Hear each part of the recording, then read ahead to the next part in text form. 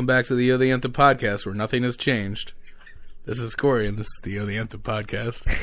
Good afternoon, everybody. It's Rob. Take two for real this time. If you're wondering why I'm smoking, well, first of all, thank you for watching the video. And clearly, you're not following Rob on Periscope, which you should be at Robert and Cheek on Periscope. Or at some point when my phone decides to work properly, shared via the Anthem. Right, but yes. So what we just had happen while Cory tries to open a door from a distance To give you an inside view of the podcast is every once in a while, from time to time, we record two shows. Mm-hmm. Sometimes we do it because Rob will be out of town or Cory will be out of town. We want to make sure that we have a new episode for you every single week because we're dedicated. Which we have 90 weeks in a row. No, this is 92. What? Yeah. Oh, I misnumbered that. Yeah. Nonetheless, 92? What? Yeah. Yeah. But we basically did 91 and a half and then had to do it again because Cory Dum Dum right here did not hit record on the audio recorder. But because we're so dedicated, here we are, doing it again for you. you. We could have just said fucking and played just release the Spotlight special again. Put a repeat on. Well, we're not in syndication yet. We can't do that yet. You just got to get to 100. God, we're almost there. All that fat podcast money. Anyway, so this is welcome everybody to the final episode of the Anthem podcast. Wait, what? Unfortunately, after I win the $900 million Powerball tonight, I will be moving to California with my new friends. But yeah, so for those of you listening on Tuesday, you clearly already know I have won the Powerball, and I will actually it'll be a mysterious winner from Baltimore who has not yet announced themselves. Yeah, because I will instantly go and spend money I don't yet have traveling to somewhere, quitting my job and moving out. I wonder, how many calls do you think the winner of the Powerball gets the first week after they won? Oh, family members you never heard of and all that. Not even that, just like people who are like, listen, I got a really good idea for a ditch digging endeavor. I just need $10 million to make it happen. Come on, you can spare it. You got more than that. You got $900 million. Yeah, I'm sure there's a lot of that stuff. But yeah, I told EP earlier, I was like, or just a postcard from the IRS going, we're watching you. I paid it. But yeah, my first stop would be at the accountant, and then I would be like, okay, so this is about to happen. What should we do? My first stop would be at Verizon. Where I would say, new phone, please. I'll be paying cash. Can we put it on the bill? I'll just pay the bill next month? Yeah, great. Okay. Something tells me I'll be paying the bill for a lot of things now. That I haven't been paying previously. But no, I told EP, you will know that I win because I will be rolling up in a extended Hummer in front of the entire posse's house individually and being like, pack a bag, bitches, we're going on vacation. And to the private jet to the island somewhere. Maybe my island. With $900 million. Maybe my island. See, I think even if I won $900 million, I would be more like spontaneous about it. Like, I'd be like, hey, by the way, anniversary of when we went to Vegas for your birthday. I saw that. Oh, God. Like, I would totally be like, if I had $900 million in my checking account, yeah, I would certainly be more likely to be like, fuck it, we're going to Vegas right now. Let's go to the airport. But at the same time, I'd probably be like on Google Flights going like, oh, God. $732. To buy same day. 4 hours before the flight. Yeah. See, well, if we go out tomorrow, we can save $40. Anybody care if we go tomorrow?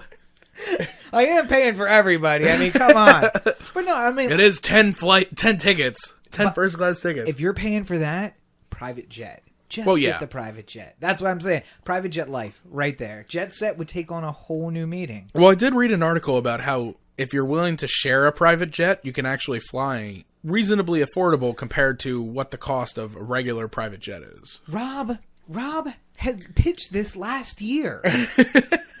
Rob pitched this to the posse last year because we could all fly to California if we could get 10 people. we can all go for $500 a person on the private jet. But everybody was like, oh, $500. I'm like, a flight to LA is $400. Well, I mean, you can get cheaper than that, but it's $400. So no security, no lines. We walk onto the airplane. We walk off the airplane. Can bring drugs with you if you want to bring drugs with you. Not that we would, of course, DEA. But you know, government's watching us. The IRS, they sent us a postcard. They're watching you. Pablo Escobar. But I mean, like the extra convenience. If those tickets to Vegas that we had were $200 each. Mm. So if I am paying for 10 people's tickets at $200 each, it's just as costly for me to get a private jet. And we don't have to deal with bullshit. We can bring whatever bags we want. Everybody just go. Perfect. Let's do it. I would be the dick who still weighs bags. I'd be like, EP, this bag weighs 51 pounds. Please throw out 1 pound worth of stuff. You're not allowed to bring the cats. I specifically said no cats on the plane. We have allergies. But then, so the next thing she said was like, well, you know, people would have to work on Monday. And I'm like, oh, no. Because everybody's working for me now. Quit your jobs. Everybody's working for me. Everybody's getting a steady salary from the Anthem. Now, and to be clear, you will be working. Because there will be people who I will there have been many people, mostly women, and you all know who you are, who are like, I would never work for you, blah, blah, blah. That's when I walk back to them and I'm like, so I need an assistant. Why don't you name your salary? $90,000 a year. Done. Wait, what? They're like, apparently you didn't hear that I won the lottery. I need my shoes cleaned. With your tongue, please.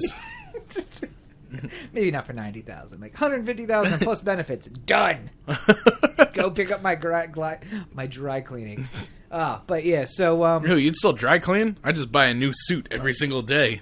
Floyd Mayweather. That's Floyd Mayweather money, though. That's like you get the suit made and it's got your initials in the stitching. Wear it once and throw it away. Yeah. Oh God, that would be the stuff that I would be. I know. Rich people don't get rich by throwing away money. And I totally would take a trip. I would totally bring everybody on vacation. We'd go somewhere for as long as... I mean, here's the other thing about vacation is eventually you would be like, all right, I'm kind of over this whole thing. Yeah. Like, vacation forever sounds great. But then I've been on 10-day vacations. And, like, by the end of the 10 days, you're like, oh, God. Sometimes even a week is kind of like... You just get into the end of it. Yeah, by the 6th, 7th day, you're just like, eh. Well, I mean, we did 7 days, 8 days for that Corolla trip that we took. Mm-hmm. And by the end of it, I'm like, I miss, my bed, and it's, Cory snoring 3 feet away from me.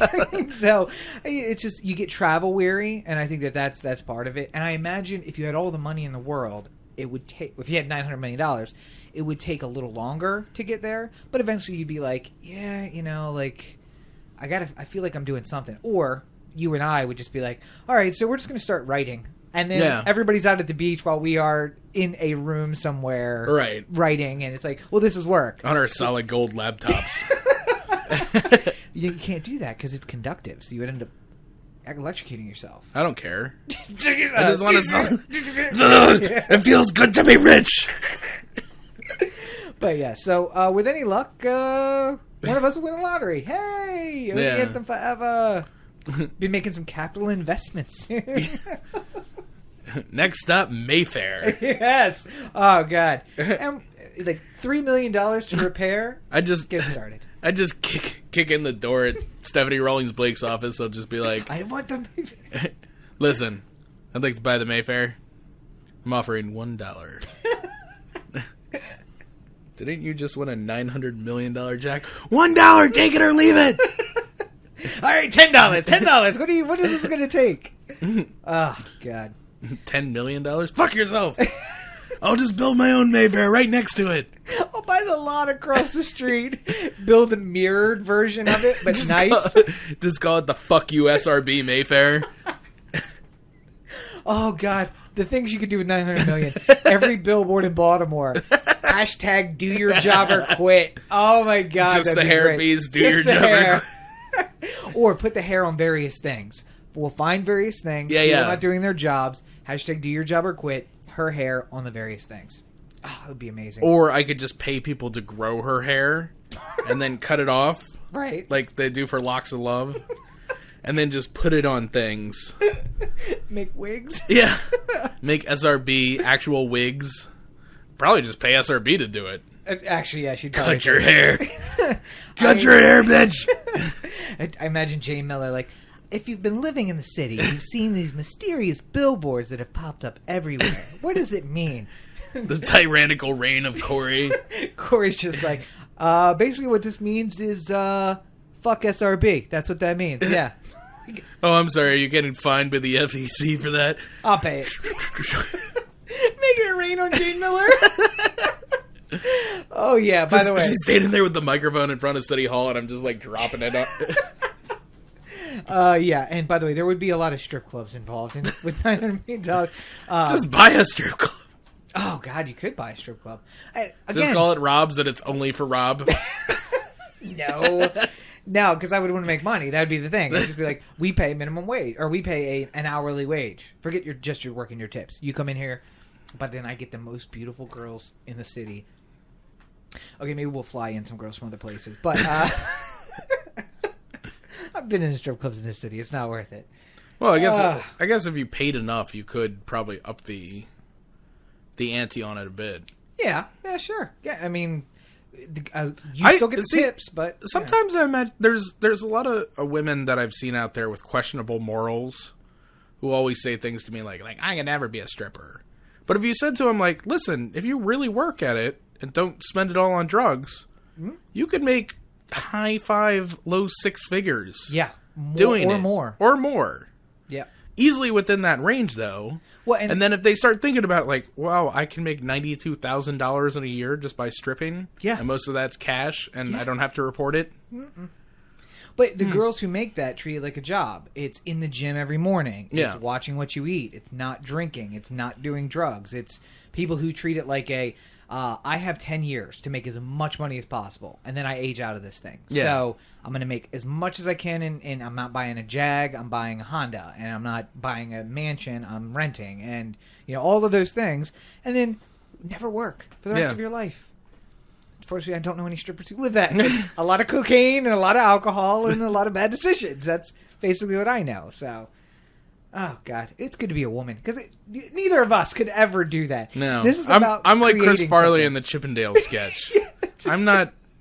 We got to create something to make that money. It's not just born with it. Yeah. God, it's lucky. Good to be a girl. God, you guys. Seriously though. Man, now I'm just dreaming about Rob. You go ahead and finish. I'm going to think about Rob's in the strip club that I would design. Oh. All right. Well, thank you for listening. If you are not subscribed to the podcast on any one of our number of podcast areas, do that because we like subscribers. Of course, yeah. And we've seen an uptick in the last couple of weeks. So. It's been going up. Steady up. Welcome to the new listeners. We're up from 12 to 13. So thank you so much, number 13. Yeah, that's like the prior 12. Go fuck yourselves. That's like a 10% increase. 8% increase. It's something. It's a number. It's an increase of a number. If you're not doing it on iTunes, Stitcher, Dogcatcher, any RSS feed you like.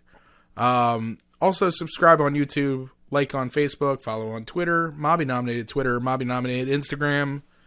Yeah. YouTube. Make sure you follow YouTube. Subscribe on the YouTube. Yeah. Like on the video. Leave a comment on anywhere you can leave a comment. Say, absolutely. Corey's funny, Rob's he's all right. Sure. Unless Rob wins the lottery, and then I think it's going to be a lot of Rob love on the comments. It's always a lot of Rob love on the comments. By the way, who would have more babies than me if I won the lottery? Some girl comes up with a 3-year-old. I'm like, we dated like 10 years ago. Yeah, delayed. I don't know what you're... I had a 9-year pregnancy. Sure. Okay. Whatever. I'll pay child support. I will just be taking this baby and see ya. By the way, my biggest concern is paying child support. So guess who's not using condoms anymore? This guy. What's the child support this month? $200,000.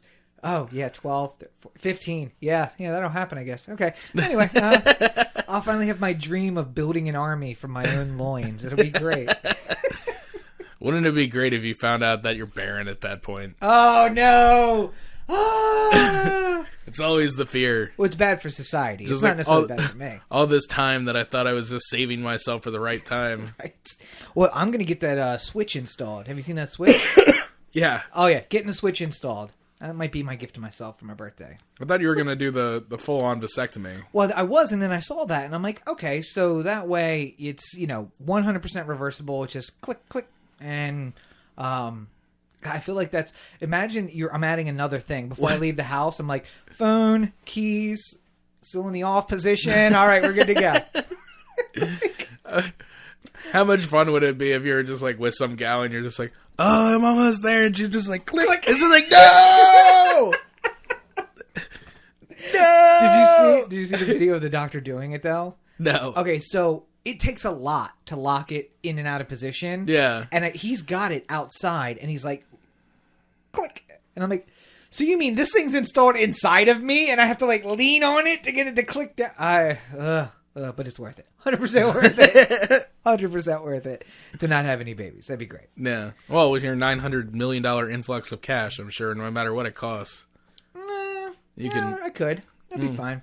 Like I said, it'd be better for society if I have children. Right. Although there are far too many, stupid people procreating right now. I'd have to have a lot of kids to undo all the damage. Yeah. Well, I guess since we brought up stupid people, we can start with making a murderer. God, gotta look at that. Picking it up. Anyway, go ahead. Yeah. Thank you, Daddy. I saw that.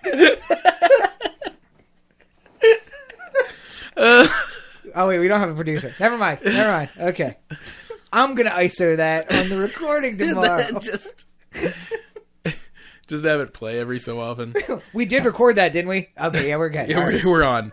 We're on this time. But, so, of course, we're talking about Stephen Avery, Brendan Dassey, making a murderer. Yeah, so... Well, wait, before you get in there, let's say it's been 7 weeks since it's come out.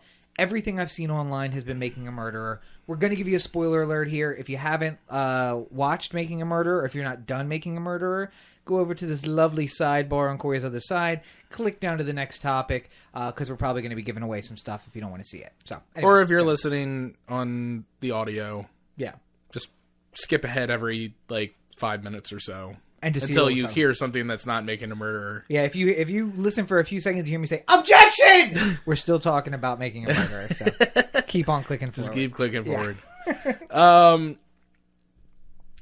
Here's where I am. I think, based off of the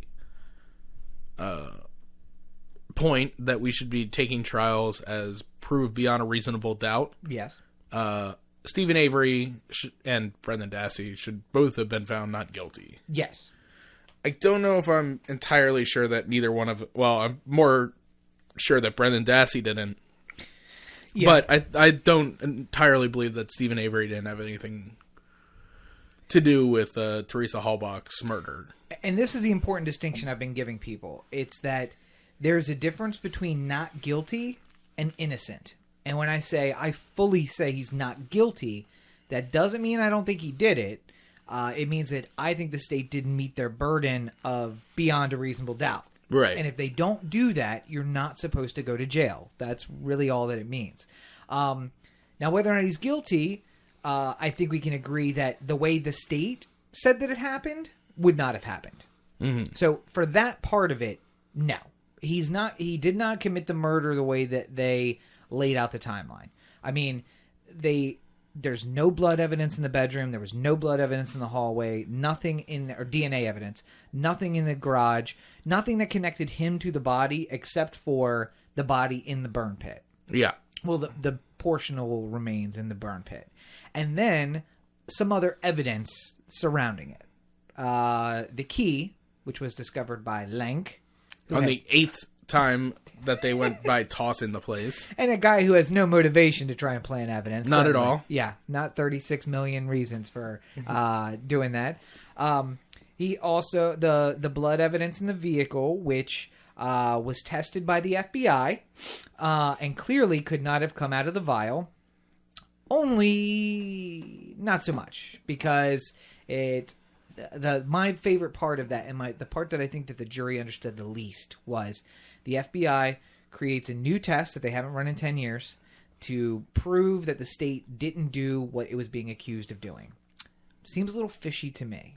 And it was pretty fishy. Because the defense expert said, well, so what we can say is, if you test it and you find it, you knew it came out of a vial. If you test it and don't find it, we can't say for sure whether it came from a vial or another source. Right. And I don't think that the defense did enough to get that across to the jury. And that was a big thing, so. Yeah, I don't think the state really did a great job of proving anything, to be honest with you. I mean, it was a lot of... Well, they proved that Kratz likes Krispy Kreme donuts, that's for sure.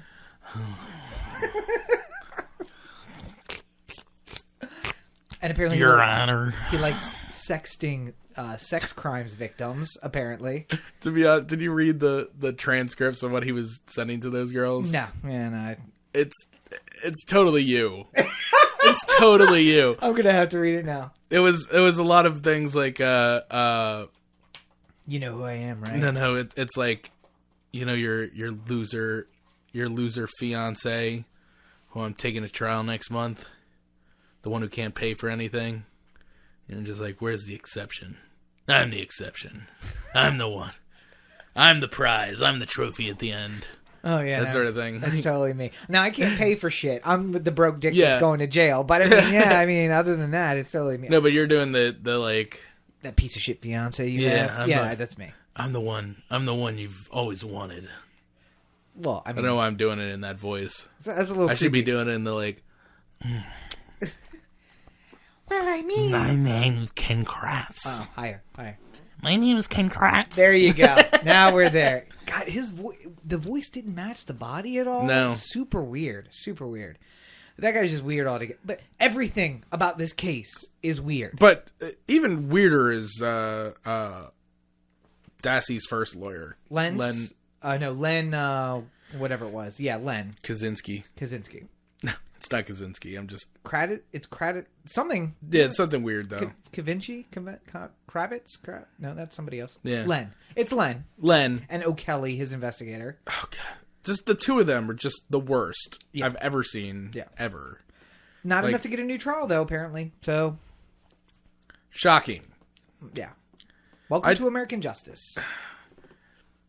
And I think that was the point I was making to you before the show. Not in the last episode that we just recorded, but prior to the show when we were discussing what we're going to talk about. I'm all for us every once in a while getting caught up in a case and talking about it. Right. We did it a lot during the OJ case. Mm-hmm. And then, things come along that sort of capture the... Serial. Yeah. Scott Peterson, Jodi Arias, those sort of things. Capturing the fascination of a nation. What was the girl who killed her daughter? The Ramsey? No. Oh, Ramsey, that's another one. But, no, it was more recent than that. It just happened. Not Scott Peterson, but not Lacey Peterson, but the other girl, the girl in Arizona.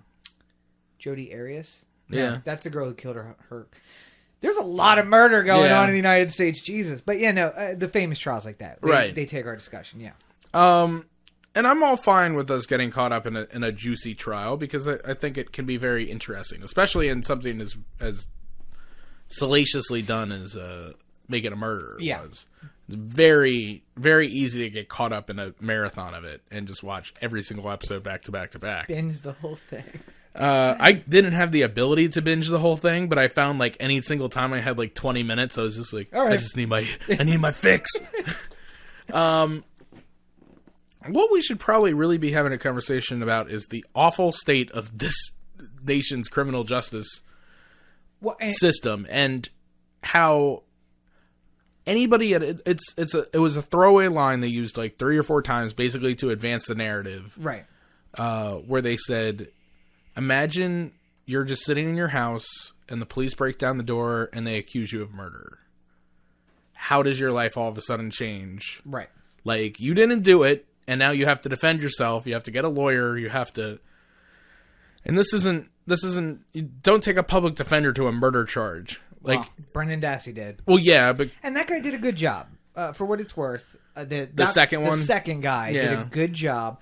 The problem was there were times where he proved to be a public defender, though. Yes, yes, he did. I would have set myself on fire rather than let Brendan Dassey continue testifying on the stand when he was up there. Yeah.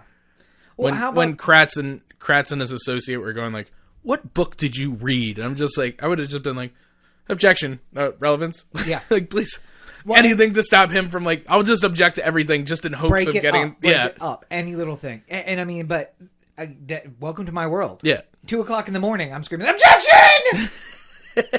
Why are you not objecting to that? Because there was stuff that was clearly objectionable. Yeah. And then here's a little tip of the trade. Sometimes you just object to throw off the rhythm of the question and answer. Yeah. Because your guy is looking a little flushed and he's looking like he's going to have a bad reaction or he's starting to give nonsensical answers.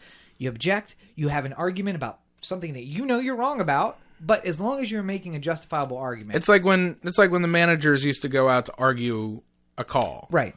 Sometimes you just go to put. You just go to put a show on. Yeah. You know, rally up the troops a bit. Yeah. Or give them a second to think about it. Like Brendan Dassey, kick some dirt. He should not have been on the stand. No. Under any circumstances. What's Rob's number one rule of trial? Don't put the defendant on the stand. Yeah. It never goes well. It can only go badly. It can only make you look like an idiot or an asshole. And in the Porter trial, it made him look like both. Right. Brendan Dassey, he just looked like an idiot. Yeah. And I shouldn't say that because he's mentally deficient. He's functionally retarded. Functionally retarded. But I just can't. I don't even know how you let him make that. It's on him though. I know, your but attorney cannot even object to it. If you want to testify, your attorney can't stop you. No, but the attorney should be able to pull him aside and go, "This is a really bad idea." I think he did. I think he listened to his mom. Yes. I listened to his mom. Yeah. More than he did his lawyer. And after the incident with Len and O'Kelly, why wouldn't you? Yeah. You know your mom's looking out for you, and you just had this guy who had nothing but he wanted the cameras. That's all he wanted. Yeah.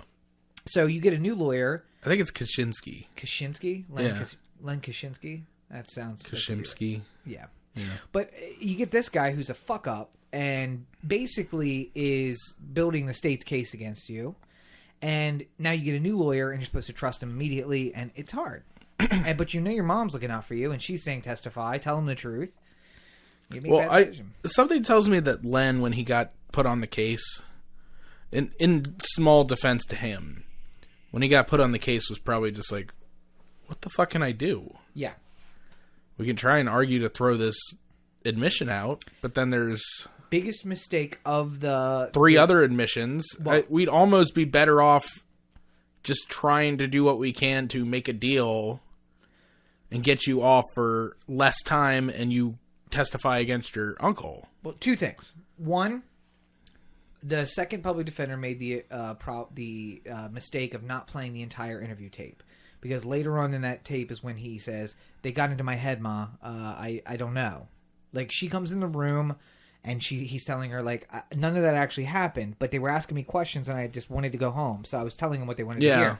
And the fact that he was saying, like, at the end of the interview, even before his mother came in... Can I go? I need to be back by 1:30? Yeah, like, I have a test at 6th period. Yeah. And they're just like, you're not going to be able to make that. Right. Like, he doesn't understand what just happened. But the second part of that shit I just forgot was... What was your second thing? What were you saying? That testify against Steve Avery. Oh, and that's you make the deal, and then you prep him to be a witness. You don't prep him to be a witness and then try to prove to the state. The reason they videotaped that was for them to show the state to be like, look how good of a witness he's going to be. Yeah. He's drawing pictures. He's telling a concise narrative. This is who you want testifying against Avery. You don't do that until you have the deal. Yeah. And listen, our system sucks. And we've discussed it. You said it. The whole point of this show, they gloss, and we can get into it. They gloss over a lot of stuff in Stephen Avery, but the point of it was, look how fucked up the system is. I think that was the overarching message. It's not about Avery. It's not about Dassey. This is the system that we are dealing with, and that's what they wanted to show, and they showed it really well. Our system is built about making deals. most of my job on criminal cases is not about proving innocence. It's not about showing that you're not guilty. It's getting you the best deal possible, because when the cop comes in there and lies, and I know he's lying, and you know he's lying, and the state knows he's lying, the judge doesn't know, and he's taking everything that cop says as truth. And there's nothing we can do about that. Yeah. When the two witnesses are the defendant, who has a big motivation to lie, and the cop, who has seemingly no motivation to lie, his story rules. So you got to make deals. So I get that Len was going into that thinking about making a deal, but you don't do that until you have the deal. When you have the deal, then you can start working on witnesses. Well, not only that, but there's, at least from my mind, as a strategic option, there's no reason why you shouldn't paint him as he's not going to be helpful from the go. Well, because you also don't want to have that opposite. I mean, the first thing Len said on the news was about him being, controlled, and yes, he did it, and he's controlled by his uncle or whatever. Why the fuck would you say that? Yeah. You're a defense attorney. What the fuck is wrong with you? You never admit that. And I mean, it's not admissible. I feel really bad too when they went to court and he said that he wanted to change lawyers. Right. And the lawyer's sitting right there, and you could tell that Dassey was just like, I can't talk. He's sitting right here. He's sitting right here. What? Yeah. And he's saying things that he thinks almost like he doesn't want to hurt his feelings. Well, because he's not that smart. Yeah. Yes. He doesn't want to hurt his feelings. And he's just saying things like, I think he thinks I'm guilty. And stuff like that. Like he should be saying he's not looking out for me. He's not looking out for my best interests. He's making statements to the press. Right. To saying a potential jury pool saying I'm guilty. He's not anywhere close to being able to defend me properly come to trial. But he didn't do that. And the judge left him in place and some of those videos early in the series, I'm looking at him talking to the state. I'm looking at O'Kelly talking to the state, and I'm like, what the fuck is this? Yeah. What the fuck is this? And that was set up for the big reveal later. Right. But I was like, I don't do this. Now, I mean, I'm very friendly with the state and we talk, but whenever I do that, it's very public. Yeah. I never go into the corner to sit and talk with them. Yeah. Because it just looks bad. You don't do that. Right. And it was bad. But I think we would be remiss if we didn't point out that this is a documentary. But it has a point of view. It's entertainment. Mm-hmm. The point of view is the system is broken, but it's also that. Well, documentaries just in general have been overwhelmingly. You almost never get a non-biased documentary, right? Yeah, but I mean, people, the right will say this about Michael Moore every single time he releases a film. He's only out there to try and kick dirt. Yeah.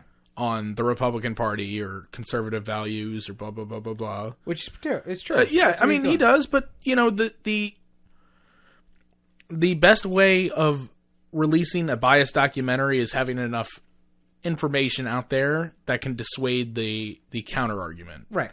So Kratz comes out after in the last couple weeks talking about what about all the pieces of evidence they didn't even talk about in the documentary? And that's what I wanted to talk about, because there are two things. One, they glossed over a lot of stuff. Stephen Avery, kind of a fucked up guy. Yeah. There was an incident with a cat, and in the documentary they made it sound sort of like he was hanging around a bunch of idiots and right. They were just tossing a cat over a fire and it accidentally caught a flame. But when in reality, it was more like he poured gasoline on a cat and tossed it in a fire. Right. He held one of his family members hostage at gunpoint for a short period of time. He apparently liked to shake his dick at oncoming traffic and even family members. There was suspicion of some inappropriate touching amongst family members. And what I thought was interesting is they glossed over it before they did the exoneration of his 83 case. So let's cover this. Let's talk about all his flaws. And then he's exonerated. So in part... Well, they were also cutting in parts of him, being free. Right, right.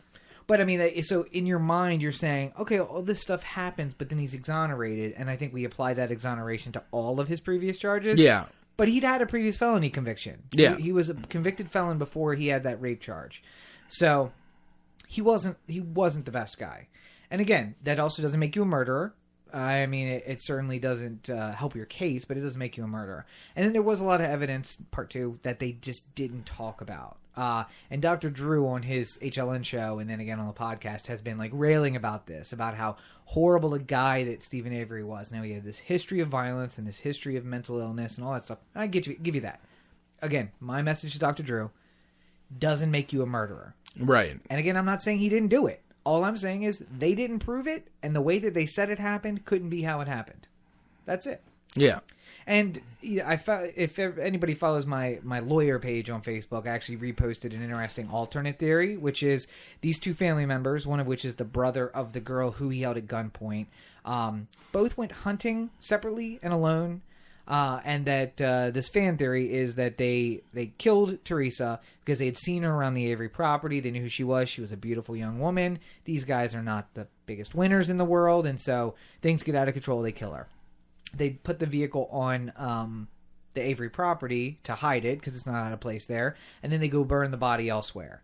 And then when they realize that she's missing and people are looking for her, they move those burned remains to the Avery burn pit. And what we have basically is 2 conspiracies that weren't working together, but which then culminated in a looking guilty for Stephen. And that's just as plausible as any other explanation I've heard. Yeah. And the message of the documentary, and the thing I think we should keep in mind is the police fucked this shit up so much, we will never know what happened to her. Well, and it's I think overall the defense for Avery was top notch. Well, he paid out the ass for him. Well, I know, but they're very good. They're very good at their jobs. And I did like the emotional response from the one guy. Like, you could tell that it was like really bugging him that all this shit was going wrong. Yeah. The one lawyer was much more controlled. And I don't know if that was just for the documentary or what, but he had his shit together. The other guy was like, it looked like he quit being a lawyer when they were doing the after shots. Yeah. You know, like he just looked very frustrated. So I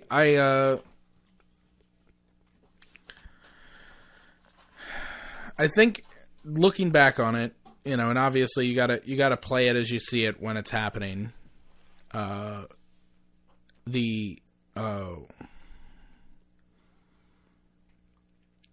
think they could have done more, not necessarily saying that the cops framed Stephen Avery. Right. But the cops had so much inappropriate things going on during the course of this trial that it opens up the reasonable doubt. Right. I think as soon as they started playing with the frame narrative, it became a little bit more difficult for the people. We talked about OJ.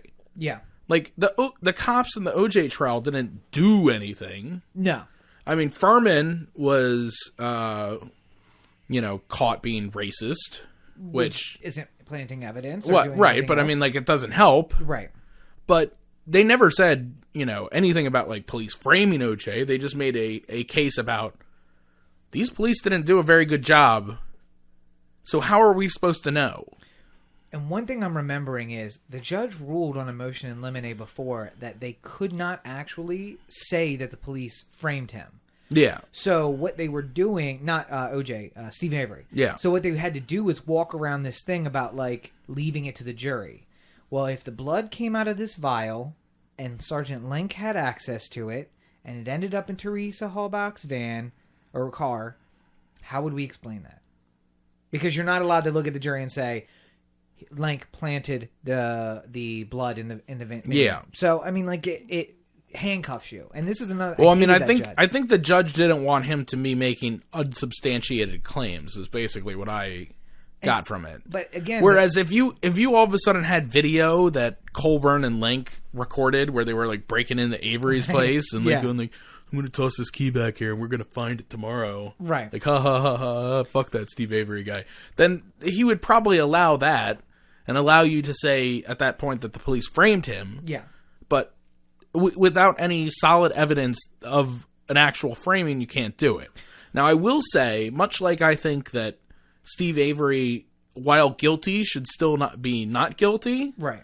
I think the police, while not framing Steve Avery, were certainly so incompetent that they deserved what was like coming to them, basically. Right. Like that whole that whole sheriff's department is kind of beyond the pale in the way that they handled this whole thing. Right. Yeah. I mean, yeah. Just walk the fuck away. Like, well, and we've heard stories now about the jurors being intimidated by the police. Yeah. Does that sound familiar to anybody? I feel like we've talked about that recently. No, doesn't ring a bell? Nope. Well, it's completely new to me. I've never heard anything of the sort. And I find it interesting because we talk about it when it comes to Baltimore City, and we're talking about it when it comes to Manitowoc County, and all these arguments about a few bad apples. You could not get two different police departments than those two. And it's the same issues everywhere. And again, I think that is what the point of the documentary was, to get us thinking about how the whole system has a problem and how are we going to fix it. But one of the interesting things I think that you went to there is the idea of like alignments. And I realized after I did a little research, it comes from Dungeons and Dragons when you're picking characters. But I think it's more aptly put out into all society where like lawful good, unlawful good, or it's lawful good, chaotic, or unlawful good, chaotic evil, chaotic good, that kind of stuff. And we have a police system, especially there in Manitowoc, that was chaotic good. They had good intentions. They thought they had their man, and they wanted to put him in jail, and they wanted to solve this murder, and they were willing to do whatever it takes to do that. By the way, just real quick, yeah, because I just thought I should go into this more specifically. The Ken Kratz sexting thing. Yeah. Oh, God. Here we go. I know this is wrong. I'm such an honest guy and straight shooter. But I have to know more about you, Kratz texted. Are you the kind of girl that likes secret contact with an older married elected DA? The riskier the better. Question mark for some reason. Right. Oh, no, that was the riskier the better? Oh, yeah, maybe. Yeah. I'm the Addy. I have the $350,000 house. I have the six-figure career. You may be the tall, young, hot nymph, but I am the prize. I could see myself saying that. Yeah, that seems... When I actually have the house and the car and all that stuff. That seems kind of Rob-like. Anything to get those young nymphs. Oh, the Anthem. Broken up by sexting scandal. But no, so... and then I'm just like... Yeah. What did he say? That's why I use the program where I can delete the messages on your phone. When I get delete the conversation, it deletes on your phone. Oh. It's Tiger something? Tiger Cut? Anyway, not important. So the idea of lawful good, lawful evil, and I mean, Ken Kratz is chaotic good. He wants to do a good thing. The police are chaotic good. They want to do a good thing. They have good intentions, maybe. As far as Link and Colburn are concerned, they certainly had other motivations. This huge lawsuit that they'd just been deposed about. But that they're pressing on to get a good result, and they're willing to do whatever it takes. And I think that's the commentary of the documentary, that we shouldn't have a system that says whatever it takes. The ends justify the means. Right. Because sometimes you're wrong. And now we have a guy who might serve the majority of his life in prison when he shouldn't be in prison, basically. But on the other side of that, you have, lawful... I guess, no, Ken Kratz would be lawful evil, where he's the law, and he's using it in a bad way, I guess. But on the other side of that, you have, like, another big story from this week was El Chapo was captured, unfortunately, and is going to be coming back to America. And he's chaotic good. Yeah. Because he's a drug dealer, and he's horrible, but then he does shit like, ISIS, I'm coming for you! Like, yeah. Like, I have the resources and the will, and I'm going to get you. So. People's attitude generally of drug dealers is very low. And yeah. I understand why. Yeah, sure. Yeah. But it's kind of funny how if you look back on the history of major drug dealers, they've done so much good for all the people around them. Well, earlier we were talking about Pablo Escobar. Yeah. And listen, horrible guy, lots of crimes, firebombing, lots of murder, lots of killing, a lot of everything. But all that aside, aside from the murder, and forget about the bad parts of Disney. Right. He made these great films, right? But I mean, he built neighborhoods in Colombia, and the one point I made is that at a point in the 80s, if you were buying drugs in America, you were getting them from Pablo Escobar. That was it. He was the only game in town, and what that does is it creates peace. in the drug trade. And we don't have that now. I mean, when Pablo Escobar was running shit, we didn't have the murders in the trafficking in Mexico, in Central America, and Colombia. I mean, I'm sure there's still violence here between corners. Like, I run that corner versus you. Right. But the dumb thing is we're both selling Pablo shit. Yeah. And if Pablo had more concern about it, he could have said, like, this thing is bothering me. These two gangs are fighting. Yeah. Tell them to cut it out, or I'm going to come up there and divide up the territory and be done with it. Or nobody gets any drugs. By the way, it happened a couple weeks ago, but we never mentioned it. Yeah. Just slight sidebar. Little Melvin died. I don't know who that is. Oh, the guy from The Wire. Well, so, yeah, I mean, he was on The Wire, but yeah. he was also the inspiration for Avon Barksdale. Okay, yeah. He was one of the many... He was a drug dealer in the 70s and 80s who basically ran West Baltimore heroin. Right. Wasn't he the guy who gave out food to people, too? I feel like that's a story I heard that he inspired. That, like, at Christmas time, he would give out food to the underprivileged people in his neighborhood. That's how he bought their silence. Like, yeah. You get, again, yes, there's motivations, but he's helping the community when nobody else is. And the money he's spending to buy the food to give out is drug money. Well, there was a segment in The Wire that was based off of a real thing that happened. Right. Where Cuddy comes up to Avon to ask for money for the gym. He's going to build a boxing gym for the kids. Right. Somewhere where they can go after school and learn about boxing rather than gangs, like, be on the street kind of thing. And he's explaining, like, all the different things that he needs and blah, blah, blah, blah, blah. And he said, I don't got time for this. How much is it? How much are you looking for? And he's just like, well, I mean, I'll take whatever you can give me, but, you know, like, the whole gym's probably going to be, like, $75,000. Oh, and, like, he, like, looks, he's like, it's almost like a look of, like, I've wasted my time. I've wasted my time listening to somebody. Yeah. You know, like, who does he think he's getting $75,000 from me kind of thing? Right. And it's just like, that's all you needed? Right. Write him a check for 100 large. Get him out of here. Like, yeah. Didn't he give him cash, though? Yeah, yeah. Well, yeah, I mean, obviously, you can't write a check. He had the guy walk up. Yeah, yeah. And he had the cash there. Yeah, yeah. Yeah. So, yeah. But no, and again, chaotic good. People who are on the wrong side of the law but are doing the right things. And then on the other side, we have the Freddie Gray Six, who are lawful but doing evil with their thing. And so, I mean, the lines are so fucking blurred. I can't... El Chapo, while he's on the run, I'm like, yeah, well, maybe just let him go. Yeah. He's selling drugs, and that sucks. And maybe he's kind of violent with his people. That's not here, though. And you know, he'll get caught. He'll get caught eventually, but let's let him take care of ISIS first. Yeah. Let him spend the money to go take care of ISIS. And, you know, when he got out, like, this drug war that had been going on in Mexico simmered down. Because people were like, don't draw his attention. Or it was factions within his own business. And then as soon as he's out, everything calms down. And now it's going to be right back to the violence again. So, I mean, I think we have to, like, consider redrawing the lines. Yeah. And I think part of that... Well, real quick. Yeah. I wanted to change the subject. Okay. Just because we were talking about, you know, dumb people from the Midwest for most of the show. I was going there. I figured maybe we'd talk about dumb people in the Pacific Northwest for a while. Well, that's what I was going to with the chaotic good. Yeah. So again, unless you've been living under a rock, although I will say, for about the first 4 days, media blackout. Yeah. Nobody knew what was going on. Yeah. But and it's funny how quiet the politicians were about it too. Yeah, weird about that. The Republican Party in particular. Well, so a young man named Eamon Bundy, who you may know from last year's Bundy Ranch incident. Wait, Bunny Ranch? Bundy. No. Bundy Ranch. And that was like the Lamar Odom thing? He's involved in that?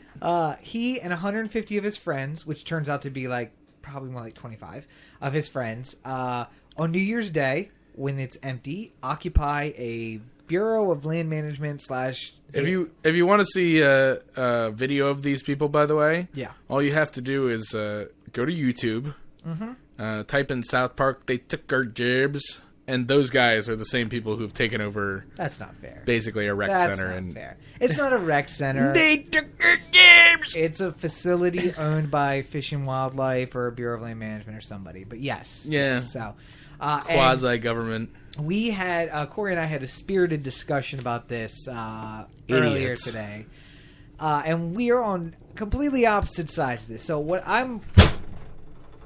not on completely opposite sides of this. Well, no, because I've convinced you of the rightness of the cause. But what I want you to do is to offer your position. Give me your position on the guys in Oregon. Go. First off, I would like to put this out there before Rob starts spoiling your brains with his nonsense. I'm a conservative. Mm-hmm. I believe in limited government. I hold very true to many of those principles. Right. You might say to yourself, like, oh, Cory, you must really like Ted Cruz because he's, conservative with a lot of conservative values and he really holds on to it tight. And I say, no, I don't like it because Ted Cruz is a fucking moron. He's awful. He's the worst possible way that we could be getting this conversation out there. If you want to bring a real conservative who speaks eloquently about the subject and doesn't make people want to punch in faces, then I'm all for it. I welcome it. I would love nothing more than a actual real conservative out there in the world. And not to gloss over it, he can't be president. Yeah. He can't by law be president. I like how Trump brings it up and now all of a sudden it's a thing too. Yeah. We've been talking about it for weeks and nothing. No media attention. Anyway, so what's your position about the militants there? I think that their general point that the government is interfering with their lives is fine.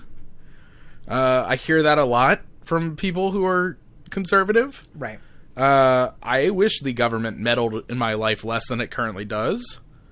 But then at the same time, shut the fuck up. Because every single point that you bring up is something that you would literally, if you were living in Bolivia, you would be fucked right now. Are we comparing America to the backwards-ass Republic of Bolivia? In a way, yes, because everything that that's you're like looking for saying, next time call a crackhead. If you have to compare it to crackheads, it's not that good. They're complaining about things where they have it better here than elsewhere. Okay, so what? I'm sorry. Now I'm going to let you talk. Do your thing before I blow this shit up. One of the things that they brought up specifically, it was a big point of contention that I was hearing, was cattle grazing fees. Right. Now, Rob's going to give you some song and dance about how the cattle grazing fees have dramatically escalated, and I'm sure everybody on the podcast is tuned in like this with their hands up against their chin as we talk about cattle grazing fees. Yeah. But I'll have you know that the federal government allows for the lowest possible fee for cattle grazing that a farmer can possibly get. Right. Especially in the places where we have a lot of open plain, Midwest, Northwest, that sort of thing. Private land that allows for cattle grazing is, in many times, 40 times more expensive than what the federal government allows. Mm-hmm. Now, I understand that you're going to make the argument that the cattle grazing fees have dramatically increased in price and it's not the same as it used to be, blah, blah, blah, blah, blah. Right. But that's kind of business the hard way. And I don't really like hearing people complain about the federal government when pretty much everything about their lives has become easier because of the federal government subsidizing every single portion of their business. Okay. Either through corporate giveaways or directly to farmers. Okay. Have you seen the stories about the multi-million-dollar farmers? The ones who don't farm? Yes. Yeah. They're paid not to farm, yes. Yeah. You have to say, I'm planning on farming. They pay you the subsidy. You don't farm. You make money. I am so absolutely fucking tired of the farm industry. And I know that means I'm not going to get elected to be president of DJ, and I don't care anymore. Because I'm tired of the complaining. Yeah. Now, Rob, from the Eastern Shore, which has a proud tradition of farming... Yes. ...is going to be making some argument about some local farm with 20 acres, and they milk their goats, and they're very happy, corn-fed people. And this isn't about you. This isn't about the small, humble farmer. Mm-hmm. This is about the general state of the farm industry and the general state of the whack job nutso assholes who are out there making arguments about how the federal government is ruining their lives when, in fact, they're getting it much better off than almost everybody else. Nobody in America is making an argument they're making an argument out of a minimum wage. Like, we have to bring up the minimum wage so that people at McDonald's make $15 an hour, but nobody's bringing it up for the restaurant people who make $3.25 an hour and live off of tips. Rob brings that up. But nobody else does. Rob in 2020. I would rather make the argument that we should be... I'm just tired of idiots taking over my television. Okay. And taking over my news feed and taking over my legitimate news sites with their pompous ignorance and dumb shit. Like, I'm fine if you want to revolt against the government. I have no problem. Do it. I'm okay with it. Just go about. But just don't pick asinine. Don't pre-up my football and my soccer and my hockey and the other inane sports that you watch. The point I made to you earlier is, like, how dumb would I look if I took over the Capitol? If I had, AR-15s and... Yeah, 20 of your buddies. Yeah, 20 friends who were all just as dumb as me. Yeah. And we took over the Capitol, and it's like, we're not giving up until every Thursday's Vanilla Wafer Thursday. Like, you look like an idiot. Okay. Stop it. Okay. That's my point. Go on. All right, so I'm not going to get into the cattle grazing fees too much. What I will tell you is do your research, do what I do, which is to look into it. The fact of the matter is the rates of cattle grazing fees have gone up exponentially, and for no other reason other than the government doesn't want people to graze on the land for no reason. And because they're taking it from people who seemingly have it, even though they don't. The issue that the folks in Oregon are about isn't so much about that, and that's a big problem, is that the media is making it about this thing that it's not about. What it's about is about... I'm just making it about the things that they say. Right. What it's about is about Fifth Amendment takings and no remuneration for the takings and the increasing land that the federal government's taking over, and that they're dominating these areas and they're pushing people out without paying them. And those are all valid arguments. Wait, are these guys farmers in Oregon, or are they Native Americans? It's not private interest in land remains. Lord! No, because it's a private interest in land. If I purchase land, I should have the benefit of that land until I don't anymore. And the government saying, hey, you don't anymore, is not valid. That's not valid under the Constitution. There has to be due process, which wasn't given, and there has to be remuneration, which wasn't given. So the federal government snatches this land and says you can't use it anymore, and then the guys go to jail for using the land. And actually for protecting the rest of their property, which is also protected, and forgetting about the 8th Amendment, which has also been violated, and the 6th Amendment, which has also been violated, and the 4th Amendment, which has also been violated. But these guys were sentenced, served the Oregon family that the Bundys are actually talking about, these guys who went to jail, served their time, got out, got resentenced to more time, and then went back to jail. Like, it's completely unconstitutional. But that's not the issue. The issue is this. You are judging them because they don't eloquently put out their points. And I will grant you that they don't. What is missing from them is a charismatic leader, somebody who can go out there and do the press releases and have everybody else backing them up. And guys, if you're listening to this, give me a call. So we'll give you the line to call in a little while. But so this is essentially the fact. I look at those people and I say, I am encouraged by them. I think that they are American heroes. And I know I'm going to get a lot of shit for saying they're American heroes. But this is why. Because the Constitution allows for the redress of grievances. It, in fact, requires the redress of grievances. And the government has done nothing to give us redress of these grievances. And so, Thomas Jefferson's mindset was, if you can't get it through the traditional route, the next route is to have a revolution, to have an armed combat. And the point I made to you was, in an area in Oregon where there are no cameras and no media immediately available, if this was a bunch of middle-class white people hugging trees and talking about the environment, they would have been batoned and dragged out and arrested and then placed in jail. Mm-hmm. Why has that not happened with the folks out in Oregon right now? Guns? Because they have guns. And this is exactly what the Second Amendment was meant for. So you can talk all the shit that you want about these guys. They're not the most intelligent guys in the world. But what I will tell you is that every great historical movement that has occurred because one very smart, eloquent person convinces a bunch of less intelligent, but equally motivated, maybe more motivated people to follow them. This group is lacking that leadership, and if they had it, they would have 100% of what they want. But the fact that they had the fortitude to get out there and do something about it makes them heroes in my book. Okay, so 2 points. Number one,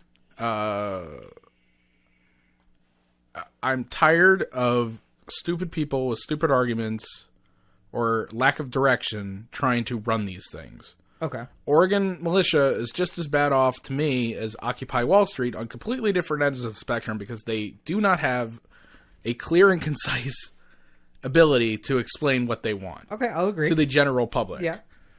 Second off, it's just rampant hypocrisy. Article here. How the leader of the Oregon armed protest benefited from a federal loan program.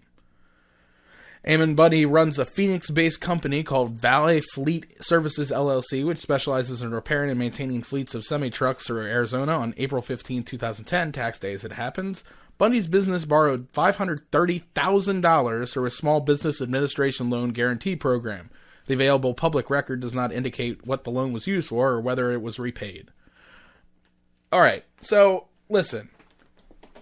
I constantly am saying I'm sick of the government. Right. And I can say it for any number of reasons.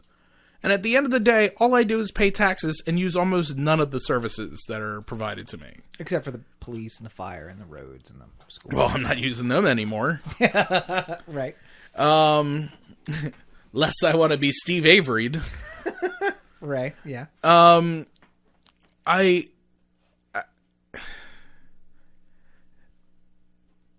It's like Trump saying he's standing up for the middle class. These people are Looney Tunes. Yeah. But you're judging them because they're not eloquent enough to put forward a concise argument about why they're doing it. And I don't think they're heroes because they're doing something, and we have so little of that. I don't think they know what they're doing. And maybe why does that matter to you? I think if we threw an iPod through the window of the wildlife refuge that they're staying at, yeah, and told that, like, just put a note on there, like, listen to Rob speak at minute 49 or whatever, right? And they listen to it and they go like, hey, this guy's got some pretty good ideas. We should go up some of these. Like, I don't think they understand half of what they're saying. No, you know what they would do when they heard me at 48 minutes? They would call the listener line that we're going to give at the end of the episode, and they'd be like, hey... 443-219-7595. Or we'll give it right now. And they'd be like, hey, why don't you come out here? Why don't you come join us? Because what the truth of the matter is that everything that I've said here and on the blog and on the 5 Minutes of Freedom and everything that I ever do is all this. It's all the same concept. And making a murderer is all about that. I'm choosing to be upset about the fact that these guys are not the people to be having this argument now rather than later as this more comes out. Right. I mean, imagine we had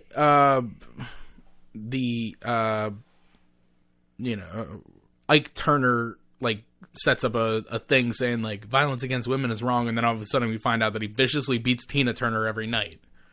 Like, not the same thing. Don't be the person at the forefront of the argument that you are you're sucking at the teat of the federal government right now. He is way worse off. He costs the taxpayers through this small government grant almost more than $500,000. You are more than $500,000. How much do you think any welfare mother that he probably complains about on the daily gets from the federal government? You are just as bad as the media. How am I just as bad as the media? I just want a reasonable person to me making this argument. Right. But you're looking at it and you're saying, instead of focusing on the issue, which is their issue is the government is corrupt, that we need change, and that something has to happen. Yeah. And since we've waited so long and nothing happens, we're doing something. And you're saying, well, but what about this guy? What about how he did this? What about the other people he complains about? Forget that. Let me tell you this. This is what happens when Rob shows up in Oregon. Rob walks up to the guys and says, hey, listen, I get the Confederate flag. I get it. We're rebels and all that stuff. Really offends some people. And I don't care if it doesn't offend you. Doesn't matter to me. Doesn't matter if it's history, not hate. I don't care about any of that stuff. Take that shit down. Now let's make a flag of ours. What does our flag look like? I suggest a blue background with a white lightning or with a yellow lightning on it from the movement Insurrection coming 2016. So I suggest that particular flag. And so we start learning that flag. And I start saying, hey, what you don't understand is that you are falling victim here because you're blaming the welfare mothers or whatever. They are victims just like you are. They're victims in a different way, but we're all a victim of this system. So instead of alienating them and blaming them, which is what the government wants you to do anyway, by the way, guys, let's come together. So then I take that group from Bundy, who loves their Second Amendment rights, and then I take this group from Black Lives Matter, and I bring them in there because it's all about oppressed people, right? And I come out here and I bring in the Occupy people who weren't full of shit idiots, and even some of the idiots too, but not the vocal idiots. And I sit them all in one big group, and then I get them marching in single file behind me. And then I start offering up all of my great ideas, which they will all love, by the way, because it's right in the wheelhouse of all of those groups. And that's how we make change happen. And when I see these guys taking over a facility, I say that's step one, because it gets people past the fear. The reason things are still the way they are is because people are afraid. And the best thing that these guys are doing is saying, number one, you don't have to be afraid. Look at it. We're doing it. And number two, they're justifying everything I've said about how guns are there to keep you from being killed or otherwise oppressed by the government. Because if that was a bunch of hippies out there with no guns, they would have been beaten and dragged out. The guns are keeping them safe. It's all about parity. And I'll tell you, it's the same goddamn thing that's working. Why does North Korea explode nuclear weapons? Why did they, I'm doing air quotes for those listening, have a hydrogen bomb now? Because America has one. Right. Because it's all about creating more than parity. One, but you know. Well, a lot. Yeah. But it's about creating parity. And when the government, you need to have equal, and that's what the founders wanted. The founders wanted the people to be able to have parity with the forces of the government. Yeah. And this group has it. And look what happens. Instead of being beaten and dragged out, like Occupy, like Black Lives Matter, like any number of the protests in between, all the protests in Oakland that were happening before Black Lives Matter really got started, all of that stuff. All beaten, tased, pepper sprayed, dragged away, arrested or detained illegally. Are you seeing that happen in Oregon? No, because they have guns. Because that's what the guns are for. They're to keep us safe. I'm fine with our Second Amendment rights to a well-regulated militia. That's not what it says. That's not what does the Second Amendment say? I don't know word for word. A well-regulated militia being something to a free state, comma, separate clause, new clause, after the comma. The rights, now I forgot it. Oh, there we go. But the right to keep and bear arms shall not be infringed. That's the important part. If we start cutting up all the amendments, then I can start saying that, well, when it says Congress shall make no law regarding the exercise of religion, comma, well then, it says nothing about Congress making no law about the press or about freedom of speech or about the freedom of expression. None of that. Because the clause is Congress shall make no law regarding religion separately. Yeah. And now it's just making a list of random things. If we're going to go deep into it, we're going to tear the Constitution apart. Forget about the militia comment. Forget about that. Because in their time, the militia meant every man, every person, every citizen is the militia. That's what militia meant. So, a well-regulated militia being the key to a free state, yes. We are establishing that every man having an armed populace being key to freedom. Set that aside. The right to keep and bear arms shall not be infringed. Shall not. That's an absolute. Shall not be infringed. Now, I'm all about licensing. I'm all about testing. I'm all about all that stuff because I don't think that's infringing. I think that's keeping the crazies out. But I think that for the most part, it stands and it's very clear. And this trying to convolute it is just people who are scared of guns. And they don't realize that it'll be much worse off. You'll be the hippies being dragged out, beaten and tased if you don't have the guns. Do me a favor real quick. Who is your favorite president? As president or my favorite guy who happened to be president? A favorite guy who, happened to be president? Yes. Like somebody who held the office of president? Yes. Yeah. I like Thomas Jefferson. Mm-hmm. I don't think that his time as president reflected who he was as a person. Real quick, let's back it up to the modern age. Oh. Since 1900, let's say. Franklin Roosevelt, but for different reasons. Kennedy, but for different reasons in this. And I don't have to like all of the things about them. Right. Franklin Roosevelt hit a lot of stuff. Well, nobody's without flaws. I understand that. But I'm saying... Kennedy, I wish I liked him because he was banging Marilyn Monroe, not for his policy. We're talking about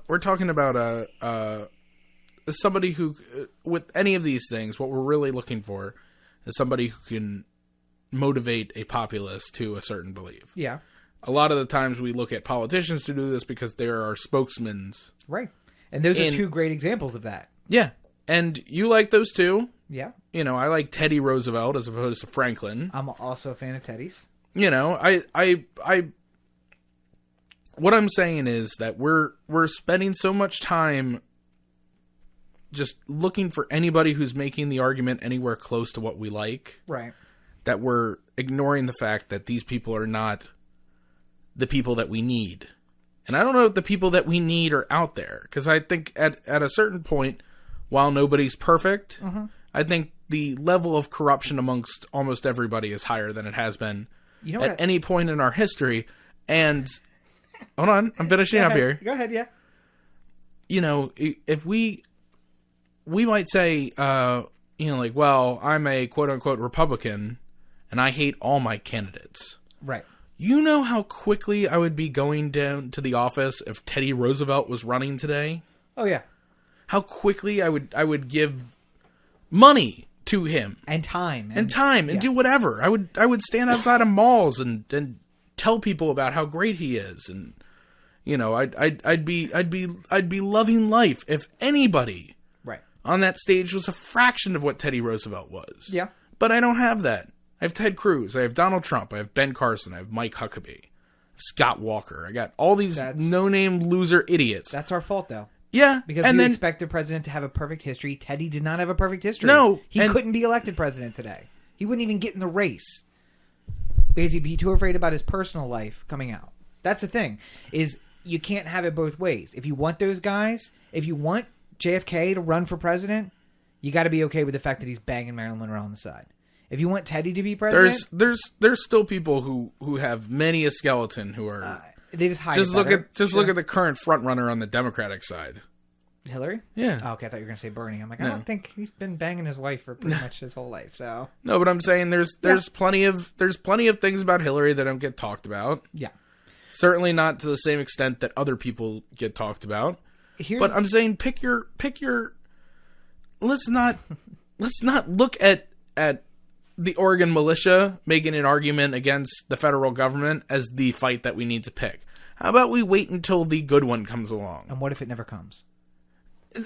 That's our own fucking fault. Here's what I love about you: is do it yourself. As much as you hate NASA, you are following the NASA way right now. How so? Because everything's got to be perfect in order for us to press go. Right? No, that's how NASA launches. Nope. If anything goes wrong, they scrub it. I'd be fine with a solid 60%. But no, you wouldn't, because this is 60%. It's not 60%. Not to me. They're missing a charismatic leader. Yes, you want everything to be laid out, and you want it to be perfect. And the idea that 300 million people could get behind that is ridiculous. Let's see. I'm not setting the bar incredibly high here. I want my people to not be mouth breathers. I want my people... What movement hasn't been mostly bodied by mouth breathers? You want a leader who's not a mouth breather. Granted, most people are dumb. You want a leader who's not a mouth breather. I want somebody in the top 3 positions of power within an organization to be smart enough that I feel like they're competent human beings. Okay, so again, leadership is the issue. I want them not to be hypocrites. And I want them to have reasonable points and solutions for the problems. Okay. They have reasonable... They're lacking leadership, yes. They have reasonable solutions, but the problem is that the media has so skewed what they're actually looking for that it's off. They've done that. Well, they've done that. They can't convey what their demands are very clearly, and I'll give you that. But if you actually look at what they're asking for, it does address the problem. So it does in points, though. It does, but they can't convey it. They can't convey it well because they don't have good leadership. You know why Black Lives Matter took off so much as it did? Clear message? A clear message, and they stuck to the point. And they had things that easily illustrated that point to the people. Yeah. Hands up, don't shoot. Right. That's very easy to understand. I can't breathe. That's very easy to understand. Yeah. When you look at things in the context in which they're put, it's great. Oregon has it too. The problem with Black Lives Matter... Don't tread on me. The problem with Black Lives Matter is that they have, much like Oregon does, a little bit of a hypocrisy issue, because they are, like, sort of speaking generally of a white foundation that looks down upon them as less than. Right. But they don't have the same sort of instinct to do the same thing within the community. Right. Okay. They sort of, go, well, that's beyond the point, even though statistically there's a lot of reason to bring that up. Stephanie Rawlings-Blake is black. Yeah. And she's oppressing black people in the city. Yeah. But they would not want to talk about a black mayor. They would want to talk about the white governor. Well, and they don't want to... And the 1%. What was the thing on the Baltimore Sun infographic I sent you? It was like 92% of the victims of murder this year were black. Right. And I think 97% of those murders were done by black people. Yeah. I mean, in the city of Baltimore. We're a majority black city. Yeah. So, I mean, obviously that number is going to skew, but we're not a 90% black city. No, but it's high. 70s. It's not that high. I think it would be that high. Not 600,000 people? Yeah. You think there's 100,000 white people in the city that live in the city and don't just work there? Yeah. I have no idea. So only the census could tell us that. Yeah, but what I'm saying is that you want these things to be so exact, and to the Black Lives Matter thing too. Yeah. They don't have a competent leader. No, and that was every single time you trot out, Sharpton or anything like that, you're just ruining your art. Yeah, he doesn't inspire people who aren't already on your side to join your side. Right. You feel like he's just grubbing onto a headline. Right. Which he is, by the way. Yeah. Just don't. If there was, who would be great at it? Like Tony. Tony who? Steele. Oh yeah. Oh, Tony would be great. Yeah. He's an impassioned guy. Yeah. He's not like bought out or anything like that. Like if he was the head of the Black Lives Matter movement, then I would instantly give it a lot more credence than I do. Clear message, clear point, charismatic guy up front. We should get on him. Maybe he should do that. Yeah. Are you texting him right now, telling him get on it? I'm gonna send him a message and be like, "Hey, we think that you should lead the Black Lives Matter movement." See what he has to say. I can't. I don't have time for idiots trying to prove a point. Yeah. It's just beyond me. And I'm saying that we are, in my mind, 90% of the way there. This group has the fortitude to act, and they have good ideas. They don't know how to convey them very well. They're lacking a leader, just like Black Lives Matter. If they had a better leader... They're lacking a leader and any reason for us to trust them. And they also are lacking the person who's going to say, hey, guys, cut the shit. This whole, this racist aspect of it, because, there's some racism in Black Lives Matter, too. Oh, yeah. They shuffle out the white people, even though I'm an ally. I'm here saying the same stuff. And I mean, I would like to feel like I can come out and march with them, and I did come out and march with them. But certainly that there was a feeling that it was a black movement and it wasn't meant for white people to participate, that we're part of the problem. And on the same token, the Oregon people have the same issue, because they're pointing at welfare mothers, which are in their minds black. Although white people get far more welfare than black people, but that doesn't matter to them. And if we can just cut that shit out and realize many of them podunk rednecks just like them. Middle class and lower class white people and middle class and lower class black people have far more in common than they have apart. If we can bring those groups together, we are a majority of the country, and we can take the whole damn thing back. Stop letting them divide us. Follow me. Cheek 2020. Boop. We got to go buy tickets, so we got to wrap this thing up. Okay. Well, I guess just one last quick thing. Yeah. Since we talked about idiots who are doing more than they're supposed to. Right. Barack Obama, President of the United States, issued yet another executive order, which, God, I can't wait till the next president comes along and just... undoes all of them? Oh, God. Although if it's Hillary, she won't. No, but, I mean, we're going to get a Republican at some point. Eventually. Yeah, and just, this is all going to go. Unless we get a Democratic Congress, and then they enroll it as law. Well, start yeah. enrolling this stuff I mean, as law. then it'll change, but yeah. But, last I looked at the thing. Good luck with that. Yeah. God damn, just so, like, I don't care about, I fully support what he proposed. I don't. I'm fine with stricter laws as far as buying guns not online or at gun shows, and I think that the same rules that apply to me if I went to, where's a place that sells guns? A gun store? Gun store. If I went to a gun store, liquor store, where are you taking me? If I went to a gun store right now and I have to wait 5 days, then I think the same should be true if I went to the Timonium Fairgrounds. That part I agree with. And I think that money for additional mental health testing is a good thing. Also good. And I think that it's incredibly sad the amount of people that we've lost to gun violence. What I don't agree with, though, in the last 20 years, the crocodile tears. No, don't. And this is the thing that keeps going around, and I'm just going to say it. The same day that he was crying about violence killing children in America, we killed like 400 children around the world. Drone strikes in Yemen and Oman and Arabia and Pakistan and Afghanistan, just indiscriminately using robots to kill people from afar. And then you're going to cry about children being lost here. You don't get that privilege. When you are killing children, when you're committing arguably war crimes elsewhere, we don't get the privilege of being like, but our children mean something more. Either children are important and they're important everywhere, or they're not at all. Did you see the thing about the sociopath? Yeah.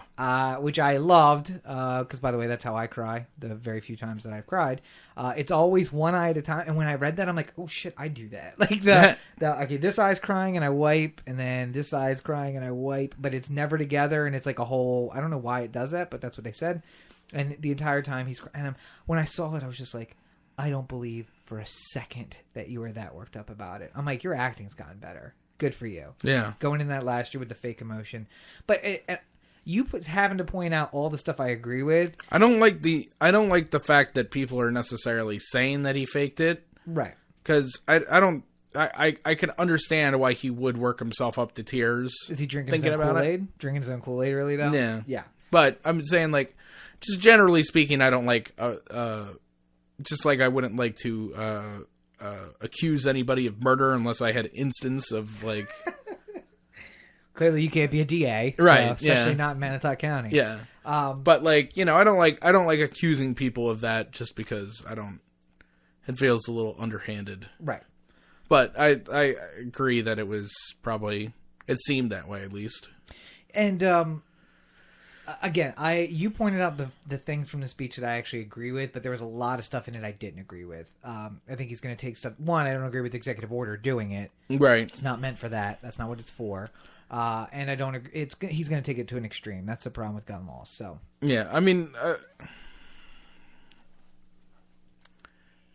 I think not enough has been made about the shocking use of executive order. But he's used it less than previous presidents. Yeah, I mean that the simple fact of the matter is he's used it less. Yeah, but he's doing it more for sweeping changes than former presidents have. Okay. Just generally speaking, no, I agree with that. From the smell test, at least, it seems like he's doing things that would normally be things that get passed by Congress. Right. He's done half as many as Bush, but the ones that he's done have been like gun control and health care or whatever. Yeah. Big things, right. Things that have changed. Yeah, no, I'll give you that. And things, oftentimes it didn't seem like they needed Bush would make a lot of executive orders based off of national security and terrorism, where it seemed like there needed to be a move made at that moment. Right. Retrospect being 2020. Not so hindsight much. 2020. Whatever. But I'm saying... But he's sidestepping Congress. I would very much like it if Congress would do their job. Do your job or quit. Yeah. Because if they did, then I wouldn't have to worry about Obama doing this. Right. But because they don't, and he has to just do whatever he can to make it happen... That's sort of how it goes. And this is what we're stuck with. Yeah. Now, I would still prefer him not doing anything to doing executive orders, but again, it'll be unwound. And To everybody, I voted for hope and change in 2008 too. I drank the Kool-Aid. I thought it was going to be something different. 8 years later, and we'll probably have to do an episode about this. I don't think we've had the hope. I don't think we've had the change. I think it's new boss, same as the old boss. I think it's probably less than it was before. And if you think whoever you vote for, if you don't vote for Bernie Sanders, and you think, or another third-party candidate, Gary Johnson would also make a sweeping changes if he got elected. If you vote for any of the Clintons, the Bushes, the Trumps, the Cruzes, even Marco Rubio, if you think voting for any of them is going to have any sweeping change, it won't. Nope. It'll be the same shit on a different day. Yep. So, which is why I'm so inspired by the Oregon people, because let's do change a different way. And then one 30-second one. Yeah, go. Baltimore Corner. I get the straight dope. Yeah. I don't remember when the new issue comes out, so you might not have a lot of time to go out and pick this up. I think it's Wednesday, so if you're listening to this on the day of, you should probably go. Go to the box if you haven't gone already. Yeah. Or try and, maybe they'll have them at the City Paper offices or something like that, or the Sun. The City Paper released an issue with just the title 344 in black ink on a black background. It's like a slight grayscale type of thing. Right, yeah. And in it were no articles. All it was 344 stories about every single murder that happened in the city in the last year. And it's not, like long stories. They're all like a paragraph long, just sort of police blotter style. Yeah. But 344 murders took up the entire issue. Probably longer than most issues, in fact. It felt pretty on par with what I usually get from the City Paper, but I mean we talked about it. There's here I am getting all Obama on me. Yeah, don't cry. Don't cry. It's kind of incredible that it happened like that, and if you get the chance, you don't have to read each one because it'll just depress you horribly. Mm-hmm. But look through it. The youngest victim was 7 months old. Yeah. The oldest was 77 or something like that. And I'll put a link in the show notes to this image from the Baltimore Sun, the infographic we sort of talked about. Yeah. That broke down advanced numbers in its regard, but seriously, we argue about little petty shit, but sometimes it takes just an issue of the paper that has nothing but a list of everybody who died. Murdered. Yeah. Everybody who was murdered in the city in the last year to really make you think about, like, it becomes so blasé at a point when you hear like 7 people died overnight. And you're just like, oh wow, it's a lot.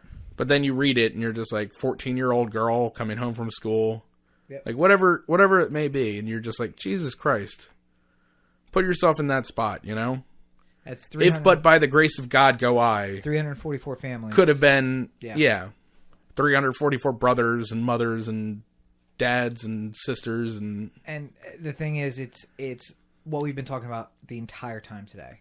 So our society has a cancer growing inside of it, and we've got to do something to change that. Yeah. And I have my way, other people have other ways, but something's got to happen because this murder rate, people say it's a gun problem. It's not just a gun problem. It's also a poverty problem. It's a crime problem. It's a government that's not responsive. It's a mayor's office that doesn't seem to care that much, and a police department that's worried about other things. There's a lot of problems, and there's no easy fix. And when it comes down to it, after all of that political nonsense, it's 344 names, 344 families who aren't there. They aren't going to be the same way this year that they were last year. This time last year, their family was different, and their lives were different than they are right now. And kudos to City Paper.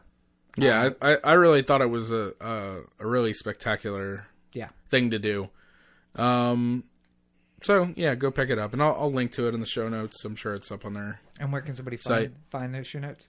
You can go to otheanthem.com, Cory to otheanthem.com, OTheAnthem on Facebook, Twitter, Google+, YouTube, Instagram, and the listener line, 443-219-7595. What's the number again? 443-219-7595. And you can find me on all your social networks at Robert N. Cheek. Make sure you check out robertncheek.com. You can find links there to my blog and to everything else, including the links to the books, which talk about all this stuff. And God, looking forward to some of the projects we have coming this year. A lot of this is all wrapped up in. So yeah, looking forward to that. But a somber note to the end of an episode, but I think necessary.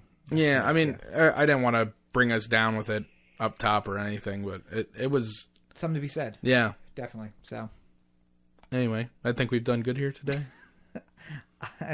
We've done something. I don't know if it's good, but as always, you are listening to the the Anthem podcast, part of the the Anthem digital network. For Cory, this is Rob. Have a great week, everybody. They took your games. Jesus Christ.